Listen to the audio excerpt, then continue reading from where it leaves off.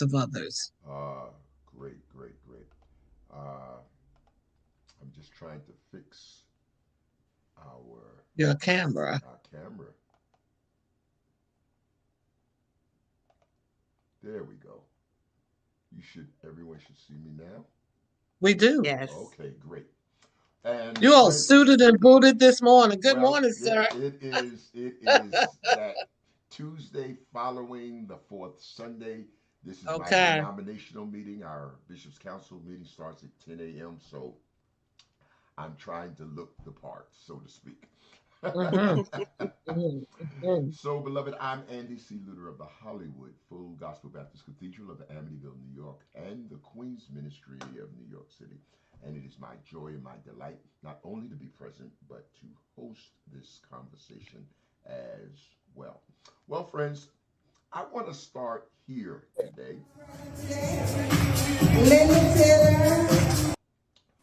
with what is on the screen. This is the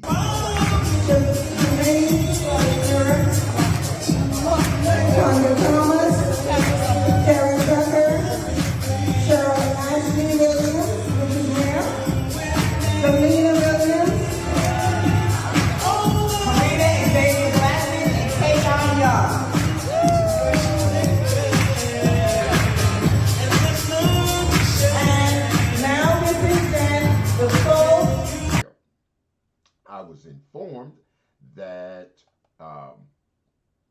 this actually is a women's only event and that even the vendors have to be female. And that raised a question for me because last week, beloved, uh, last week, this gentleman, who is Dr. Larry Arnn, he is the president of Hillsdale College out of Illinois. And he made much noise over the recent decision of the current administration to repeal or the decision of the recent administration to sign an executive order, beloved, that opens the door for the resegregation of schools in America. Now, here becomes my somewhat rhetorical question, and that is, while I'm sure we're all in agreement that any effort to resegregate our schools or to reduce the decision for the management of education to be in the hands of the state, what we all know is that historically, anytime major cultural and societal decisions have been in the hands of the states, it has always been to the detriment of people of color, whether that has to do with slavery, whether it has to do with votes, whatever it has to do. This whole coded word of states' rights is always a preamble to the mistreatment of people who look like us. My question is, do we have the grounding and the foundation to take such a stand in response to an attempt to resegregate America if there are events in our community that seem to suggest an act of reverse racism, or in the case that I pointed out today, is an event that features women reverse sexism? Is there such a thing? And how do we balance an attempt to resegregate America on the one hand and the affirmation of our culture and the celebration of our women on the other hand? Are these lines blurred and do they cross over one another? And I'm anxious to hear, especially what the ladies have to say today. That kind of gets us off the hook, Pastor Scott. Not totally, but at least we'll let them take the lead and we'll be reacting to what it is that they say. Who Well, wants to go Bishop, first? Yes, sir. well, I do. I Oh, do. you want to go Go, first, huh? boy. Go ahead. Go ahead. Well, here's my thing, Bishop. Um, my wife, who is one of my associate ministers, leads the women's ministry of our church. and in leading the women's ministry of our church, once a month they have their regular fellowship time, and that is strictly, watch this, a women only thing. Yeah. Okay. And they discuss all kinds of women issues. And your point is? My point is, Bishop, I think it depends on the event of what's going on, about whether or not there is a reverse sexism thing or not. And that's not to say that I'm not standing on a cause for that, or not standing on a cause, but I think we need to. I think what needs to be defined maybe is the why of the fact that you weren't allowed to come to that particular event. Okay. I mean more so.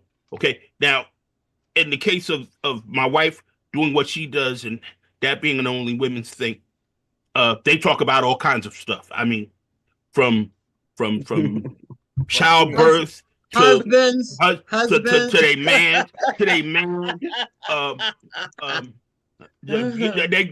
go over the whole nine. Okay. Which, so that's with that. Okay. Okay, and Pastor, would you permit me to just kind of put you on the spot a little bit? There is, I have been doing a series on 90 seconds of church history as it relates to the Full Gospel Baptist Church Fellowship. They have released 2 episodes. I've done 8, and they'll be showing those over the next several weeks. And one of the paradigm shifts, and I only mention this because you brought it up, one of the paradigm shifts and one of the items that Full Gospel takes credit for is a redefinition and a redefining of women in ministry in the local context.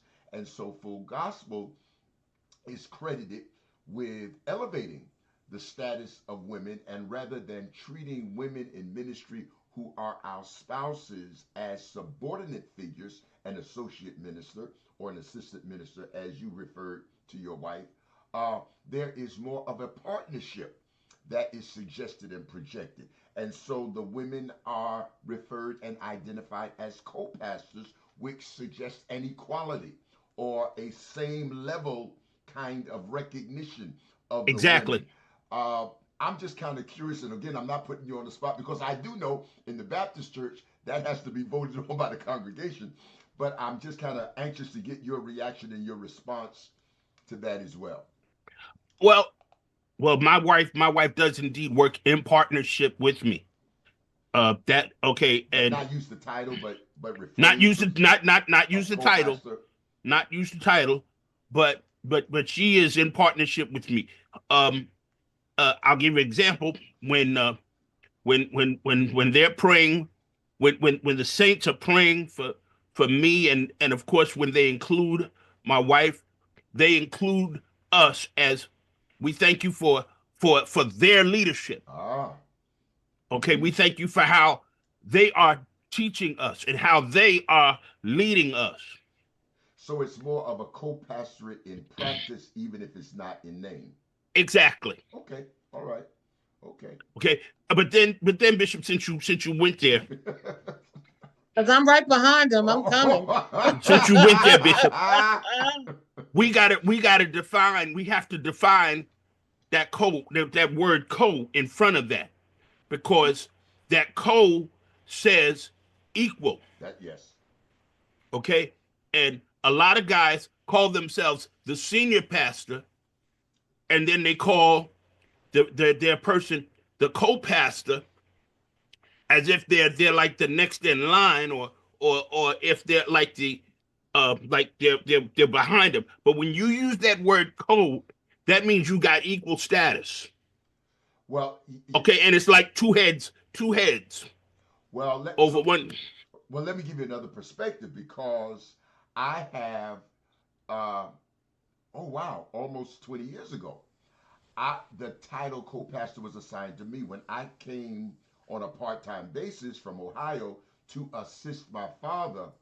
The church did not refer to me as an assistant minister. They referred to me as co-pastor, and it was an equality of authority. Now, Dad and I, it was not male female, it was father son, and we had privately worked out the details and the ramifications so that we would not have problems. And I would argue that that was probably a bit of a unique situation. But you're absolutely correct. Co does suggest and project equality and equal amount of authority. And of course, if you're going to use that title, then there needs to be some brutally honest conversations between the co's so that you don't run into a collision as it relates to the congregation. But yeah, I hear what you're saying. I know Okay. the ladies are anxious to get in on this, and we're going to start with Overseer Carr because she's chomping at the bit. Oh, Yeah, goody. that's why I wanted to go before her. Oh, No, you go ahead. You go ahead. You I'm go just ahead. gonna sit and listen. Go ahead, Dr. Stephanie. Are I you give you sure? in. You I'm sure? positive. I'm All right. positive. All right. See, that's wisdom right there, dude. I'm positive. I was taught never step in another man's fire. So or build your woman's own. or woman's or woman's flame. Okay. And when we look at it's we see God co-equal, coexistent, co-eternal. Mm, mm. And I think that That's word good. has been misused to be condescending, That's right. as has been mentioned. This is just me giving you enough to lend your gift to me, but not enough to be beside me. Mm. I agree with and understand what Pastor Scott was saying. Excuse me, in terms of it depends on the nature of the event, because Okay. I threatened the women at Ecclesia, this is the men's meeting this Saturday, don't find a reason to come in and clean the church or whatever, because men are not the same when there's a woman in the Amen. midst. Ah, I ah. think that it's about respect. And as you said, Pastor Scott, when women get together, as when I'm ministering to women, there are times when they may send the custodian in, they may send a male media director in, and there's just stuff out of respect for myself, and the other women that I cannot say with a man in the room, or I feel I should not say with a man in the room. However, when you're talking about a situation, and I don't know anything about these ladies and what their agenda was, so don't come for me. When you're Ah, talking about these situations where we just want to hang out and be girls, and there's someone who wants to participate um, in an honorable way, just to show respect, I think that should be considered.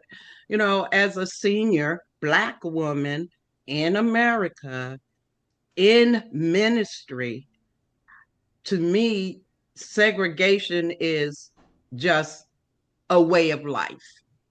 Even in our families, you got the sister from the dark side, the brother from the light side, and now we've got this colorism going on. Mm. You're too old, you're too young. It's just a reality, I think, in humanity. And so we have to determine how we are personally going to deal Go with on. it. Oh, So okay. um, You can I just. think it's respect. That's my bottom line. When we say this is female only, this is male only, there's a reason for it so that we can really minister. It's like when they have these first lady conferences, they really don't get into the nitty gritty of the agony, the pain, the disrespect, and all of the stuff. It's just another church service. All right. I You like ready now, that. G? Yep, I'm ready. I'm ready. I'm gonna always give way to my Dr. Stephanie. Um, how I like all of what she said. I want to go back to Pastor Scott. The question I raised is do you, and you don't even have to answer, it's just throwing it out for consideration. Let him Do defend himself. the question is, no, I don't really want him to answer, just throwing it out. Is that something that you need to revisit as far as titles? Because, and I understand that your wife is very comfortable in the place that she's in, working right beside you in ministry, because the truth be told, most of us, whether we are titled in ministry or not, are helping the pastor be the best pastor that they could be. So that's why I throw it out that, it might take some reconsideration on the part of you being the pastor, the senior pastor, because I've heard argument that it's not necessarily so that because the pastor is called, that the wife is called. So there's arguments there all the way. So that's just something sidebar for you to consider. Now, as far as the Wheatley Heights women, what is it called? The Wheatley Heights Mothers Club of Wheatley Heights. Y'all gonna like this. Y'all are gonna like this. Ask me what town I live in. You're in Amityville. I am not. Oh, Wheatley Heights. I live in Wheatley Heights. Oh, Wow. Ask me if I'm a mother. You are. I have 3 children. That's right. I have been living in Wheatley Heights for the past 30 years. Do your children go to the Dix Hill schools? My children went to the Dix Hill schools. Okay, because that's the other criteria, that these are mothers of children at Dix Hills. So that is my point to you this morning. Okay. I have never been invited to the Wheatley Heights Mothers Club. Okay. Now, I'm a black woman. I have several members, so please be careful. Please be careful. Listen. One of the primary members of the Wheatley Heights Mothers Club lives across the street. Okay. What else is new? Okay. Now, there was an issue some 20-something years ago that happened. I don't know if it's still an issue today, but I have never been invited to the Wheatley Heights Mothers Club. And even when I saw pictures on my friends' pages about the event, okay, I was like, wow, and I'm right here. I'm right here in Wheatley Heights. So to your regard, and to boot, I'm a vendor. To boot, I'm a vendor. That's right. You are. So I'm just saying, you were excluded because you were a man. Okay. I'm being excluded. And if I am being excluded, tell me why so I can accept it. I'm not fighting to get into your club. I never chased you down. I never asked, can I come? I've always known that they existed, but I've never been invited. Okay. So it is somewhat exclusive. Okay. Yeah. And I can understand, as Pastor Scott was saying, that his wife has his women's ministry and no men are allowed. That's your local monthly meeting gathering. That's fine. But when you open it up and make it a public thing where you're paying tickets to go and you're inviting outside people, because there were people in the picture that don't belong to the Wheatley Heights Mothers Club. Uh-oh. Now, why did I bring this up? Okay. That's why. To the members of Hollywood who are part of the Mothers Club, please forgive me for bringing this up today. Too late now. No. But and listen, guess what? I'm not really mad that I was never included. It's just an observation. They can have their little club, and my life has gone on. I'm proud of who I am. I believe I would be an asset, not a liability, to the organization. But that's okay. I'm just helping you to not feel as slighted as you were because you were a man. Because I'm sitting. I've been on this corner since 1995, and across the street from a very active member of the Wheatley Heights Mothers Club. I see. So are we talking elitism and yes, exclusivity? Yes, ma'am. Yes, ma'am. Well, Yes, ma'am. to the defense of the Mothers Club, So wait, is it my they, turn? yes, I'm coming to you in just a second. To the defense of the Mothers Club, I will say that their activity, their community civicism is highly regarded in some respect. They are both the AKA and the Deltas and the Zetas of Long Island. They are 100 Black women. They are, I forget the other name, but they are a highly regarded, highly respected organization on Long Island, and their sisterhood is very strong. So I just want to kind of say that for the record. That's really nice. Yeah. That's really nice. But I live in Wheatley Heights and I am a mother. Okay.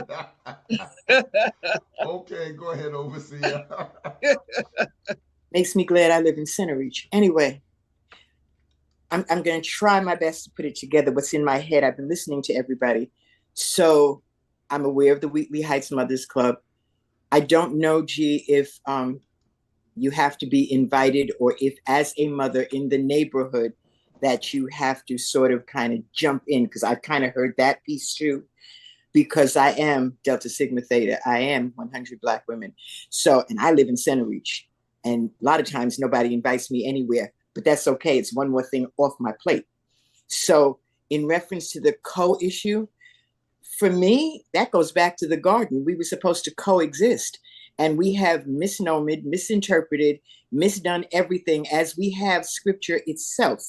So now, yes, if you're married, not even married, but if you happen to be, and it's odd because most co-pastors are women, then you belong, you're a helpmate in the ministry. I think that people need to come up to 2025 and understand the English language and what it means and what it can do to people and their mentalities and their entire being, because we say things wrong all the time. And it's not that everybody's 100% right, but we just do what we say. We go along with the program. When women talk, and even when I do marriage ministry, everybody opts into 3 sessions because there's his, her, and they. I see them together. I see him by himself. And then I see her by herself. Why? Because he has things that he doesn't want her to know, doesn't want to discuss for one reason or the other. And she has the same. Put them together and you think there was a perfect marriage and all they had to do was to get their conversation and communication right. And I've proven it 1,000 times in over 40 plus years of practice. So I think we've taken things out of the bowl and put them where we wanted them and misinterpreted. As far as the event for the Mothers Club, my thought process says that, number one, there are all times when we kind of go down the line and maybe go against the grain of many or few or whatever. I think, Bishop, not just because I love you, but they should have given deference to who you were. It's slightly, not let you in the entire event, but I do think that they should have, number one, invited you to have words. That's number one. And then you could come and you could go. I think that they should have explained that to you. And when the women are talking, especially mothers, about their children and what goes on, the men may say we need to write a petition.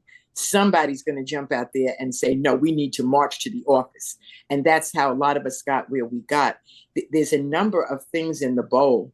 I think they should have given deference to you in a number of different ways. They didn't just have to tell you, sorry, it's a woman's event, because that's just arrogancy. There's nothing in that to be gained. Matter of fact, they could lose a whole lot of stuff because you just apologize to the women in your church. They'll come back on Sunday apologizing to you. But, for their sisters' behavior, because we can't control that all the time.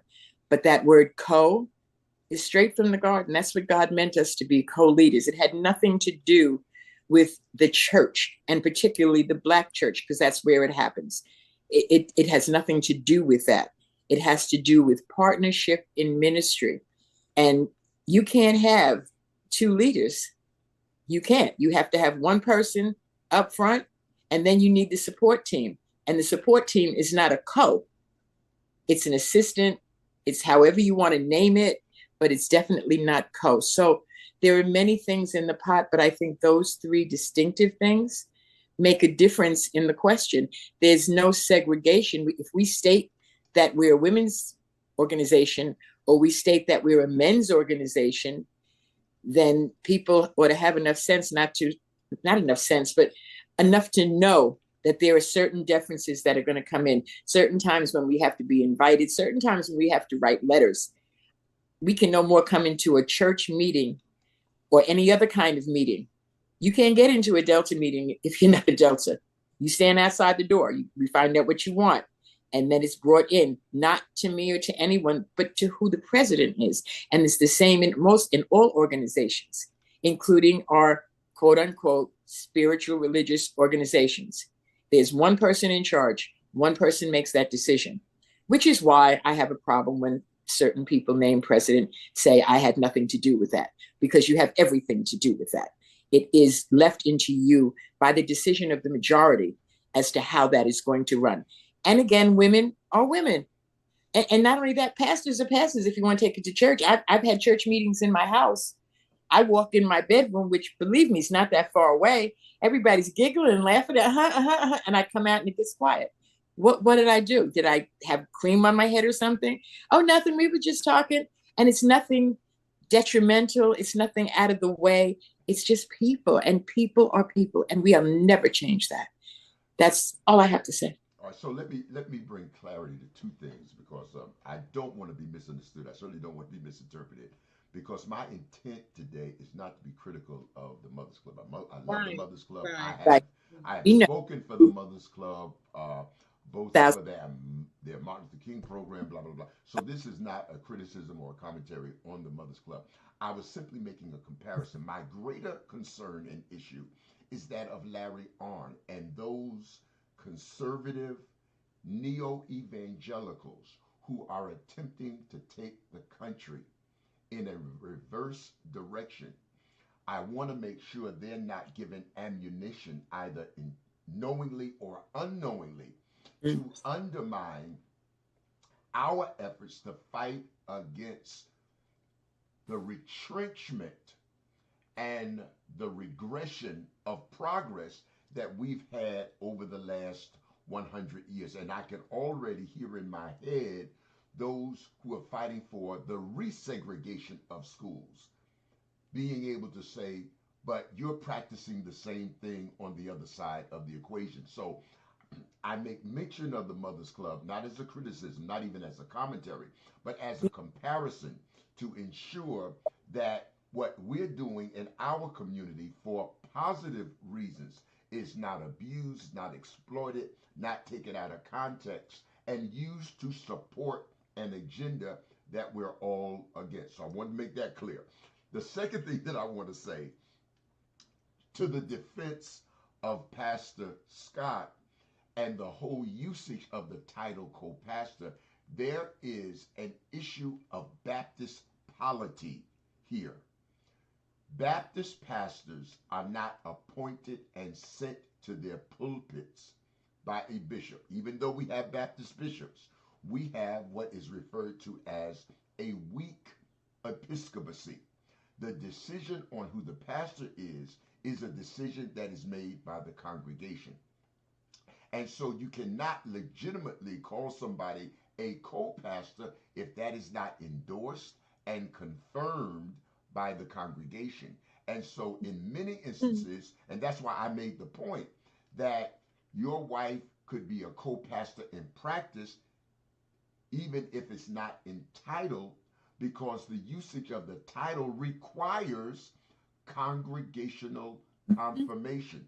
And in many instances, that might be harder to. I am familiar, and I won't call all the names, but I remember not too terribly long ago, I had a pastor who asked me to facilitate the ordination of his wife as co-pastor. We did so. And then, of course, when the pastor died, co-pastor also means automatic ascension. That's It right. also means that if the pastor passes, you don't have to have another meeting because That's the right. co-pastor immediately assumes that position. When my dad physically retired from Hollywood Baptist Church, they did not hold the meeting to say, well, now Bishop Lewter will be the senior pastor. That was determined when the church voted that Bishop Lewter was going to become the co-pastor.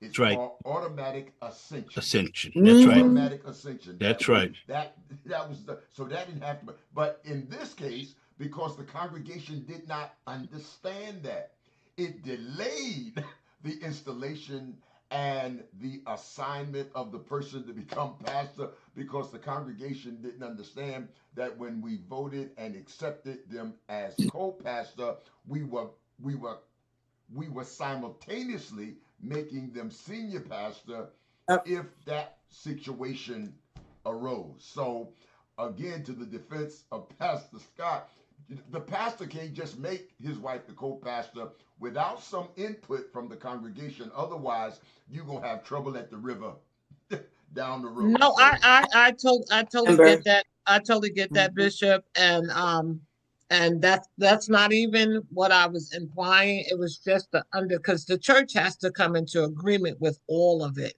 you know. And as you're stating, and I like what your real point here today is about looking at, what we're really doing and how it impacts so many other areas in our lives, mm-hmm. and to make it a bigger picture.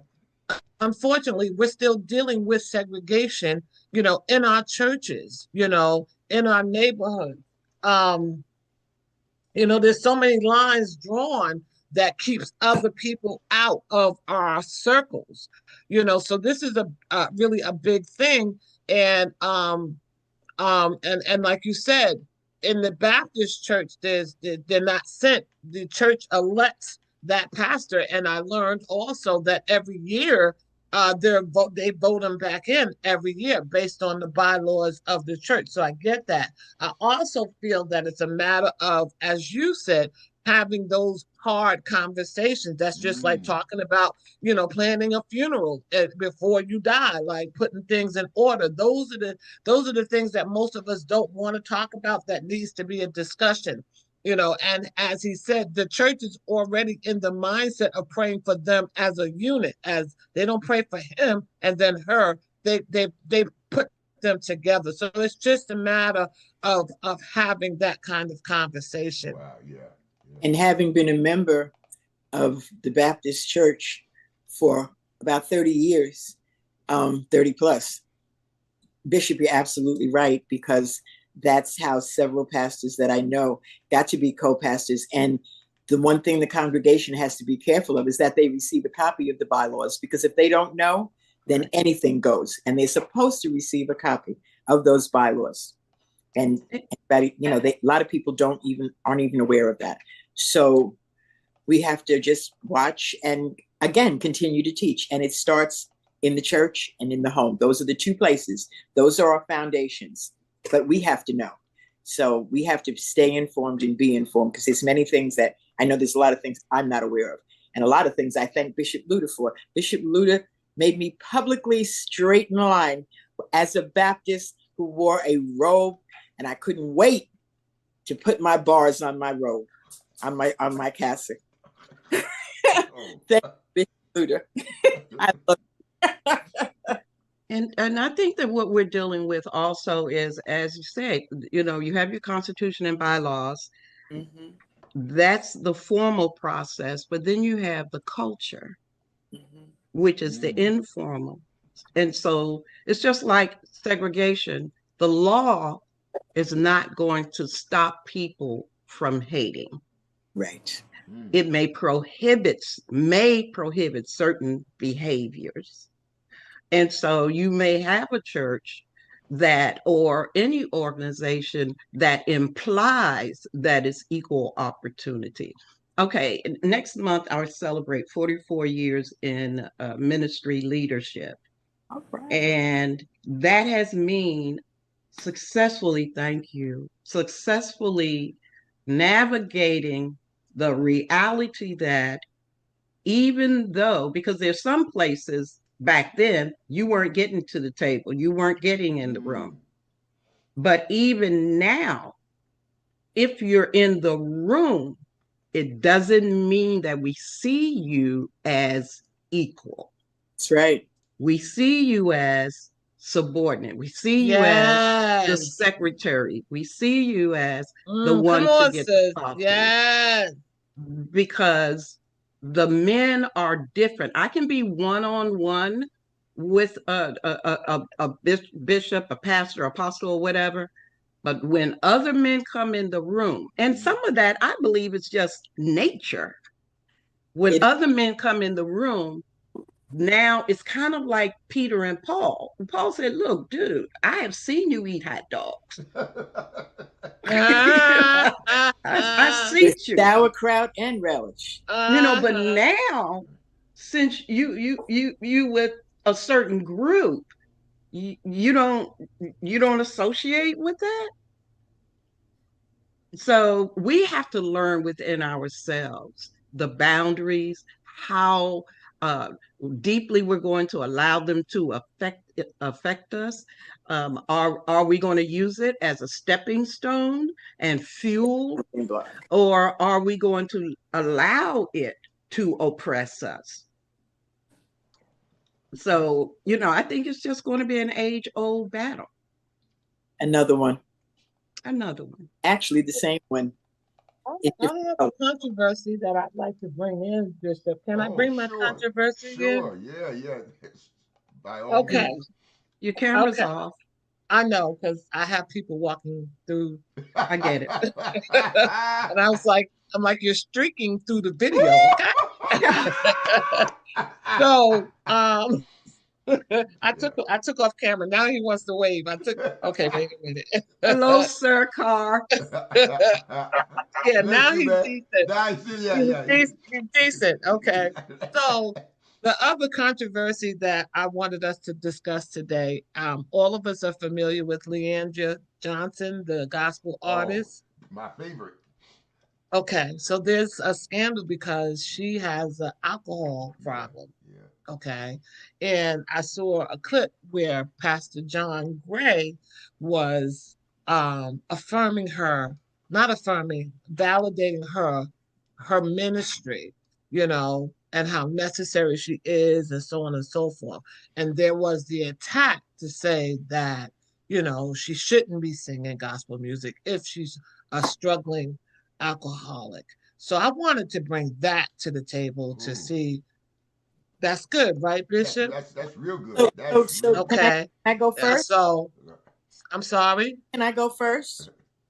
I didn't even finish it. Well, they need to talk to Noah, because Noah was the biggest drunk, and they didn't listen to him either. Okay, well, I saw that as an issue of concern for us today, and I'm not here as an advocate for alcohol, but I'm here as an advocate for believers and what our posture is with those that have fallen short, those that have what we call a backsliders, or whatever we want to call it. How are we treating people in these circles? I think we should be fair, whatever the decision is, because we've got alcoholics, wife beaters, drug addicts, preaching to us on major platforms every Sunday. They transfer them from one part of the country to replace one, in another part of the country, and there's accountability. Step high. There's accountability that needs to be in place. It can take us back to the old boy network conversation, but there when as an act of grace that someone is struggling, at least call them in, sit them down, see that they get the support they need, the counseling that they need. And if they need to be moved because they're still practicing, or because they're not open to being helped, then we're talking about, okay, you have to sit down for a season, or we're going to have to take you out of here, because the bottom line is we are leaders. We are models to the people of God. We all struggle. We all have stuff we don't want people to know about us, probably, you know. Um, there's grace, but should sin abound, that grace abound more abundantly. Mm. I That is just I get tired of people throwing stones, because when you look at their houses, it's just so full of bullet holes, rocks where rocks have been dropped, and everything else. And we don't. And when I think about Leandra and her singing is probably the one thing that's kept her alive. That to be able to sing, to be able to lift her voice up to the God that she knows loves her and will forgive her no matter what her problem is. And who's to say that she does not go to God often, frequently, however, to talk to him about that? We are such judgmental beings that it has killed more people than it has helped. And I agree with you, Dr. Stratford, but I do agree that this is where the women come in. Not that the men don't, but this is a time for the women to gather around her, encourage her, and help her through this. And a lot of it may be just a woman's conversation in things that men don't understand. So I just think we go way too far. As I said, they didn't like Noah. They couldn't understand what he was saying until the rain came. How far is it going to take us? Do we have to go? What do we have to see before we understand that we cannot afford to be judgmental over other people's issues? That if we understand, and I say this all the time, and I learned it with age, because we all used to, what is she doing? Who does she think she is? And all, yeah, okay. But I come to an age where I understand that everybody came from a seed, and seeds get planted and seeds grow. Everything doesn't grow fully all the time, but some sprouts may come up in the next plant. And that's our generational curses. That's our generational stuff. That's what Big Mama told, Little Mama told, Baby Mama told whoever, her girlfriend next door. And it just gets replanted. We have to continue to reteach, continue to support, and we got to drop our rocks. We really need to drop the rocks. We hold too many rocks. And not only that, but whatever part is true has nothing to do, I'm sure, with the gossip that is going around that is totally untrue. That is none of anybody's business. That's between her and God. And we need to stop. Period. And let me weigh in for just a moment, and I apologize if I end up closing out our session today just a little bit early, because it is the week of my denominational meeting, so I have to be somewhere at 10 o'clock. I want to preface my commentary by saying Leandria Johnson is my favorite gospel artist. Something happens to me when she takes off her shoes. And it ain't always spiritual. I'm just being honest. I'm just being honest. When she take off her shoes, I'm just it's something, over. something happens to me. And I ain't claiming it's all spiritual, but she is my favorite artist. My favorite artist. Okay. And I have nothing but love for her. I do, however, want to just raise this as a balance to our conversation today. I will be exactly 71 years old next month. Well, actually in May. And my youthful days, I was introduced to ministry with a moral imperative. I was never told to be perfect. It was never suggested to me that I would never make an error or a mistake. But there was a responsibility. And Pastor Scott, I'm sure, can identify with this. There was an expectation of a moral posture that was tied to our ability to have people listen to us. We could not just be doing anything, going anywhere, being seen anywhere, and expect people to respect us in the pulpit. And the other side of this equation, I agree with you, Overseer Seaman, that we need to drop the rocks, and judgment is not our calling. But there has to be some sort of, and I fear that we have become so lax and so permissive in our attitude and our approach that we are raising a generation that simply does not care. I'm not going to call any names, but No, but some of the most popular voices we have in the kingdom today today also have a notorious reputation. And Mhm. my issue is, where is the character?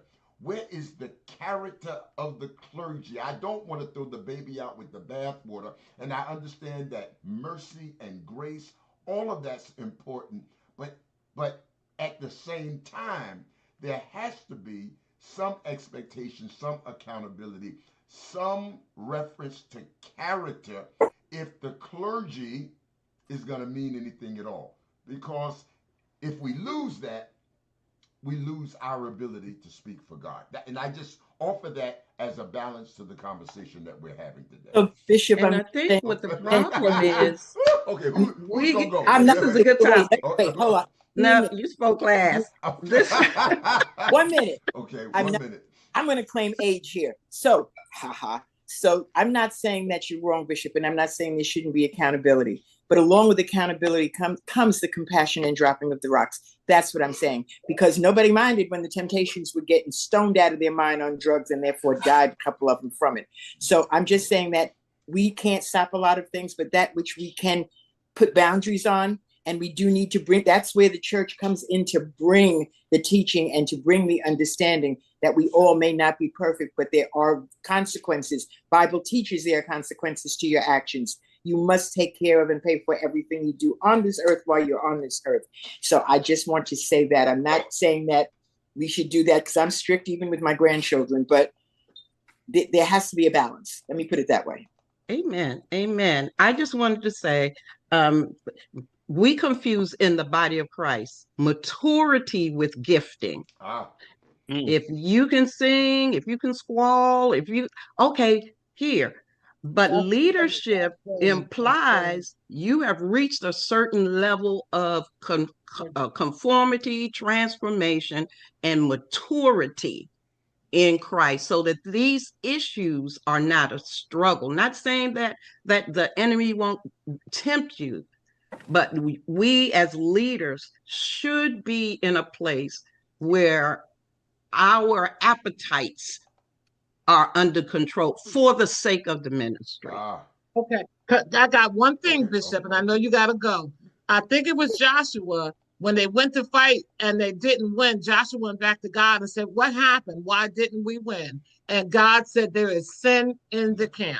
Right, Woo, right. woo. Can I just say something? And You, Bishop, you get the last word, Pastor. Yeah. thank you, Bishop. Bishop Lewter, I know you know this. I personally